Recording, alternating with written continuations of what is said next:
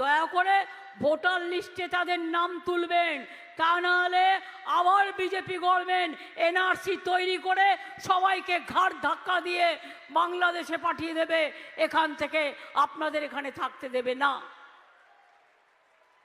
আর মালদা মুর্শিদাবাদ ডিএমএসপিদের একটি কথা বলে যাই, আমি শুনেছি বর্ডারে বিএসএফ অত্যাচার করছে এবং তারা একটা নতুন কার্ড করেছে, ইনার লাইন পারমিট।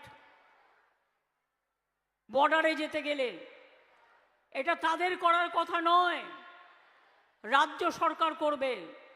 তাদের কার্ড করার নাম মানে আপনার নামটা লিখে রাখছে, যাতে এনআরসি হলে তাড়াতাড়ি আপনাকে ঘাড় ধাক্কা দিয়ে বের করে দিতে পারে। ভয় পাবেন না, যদি কোথাও বিএসএফ বাড়াবাড়ি করে লোকাল পুলিশ স্টেশনে গিয়ে কমপ্লেন করবেন।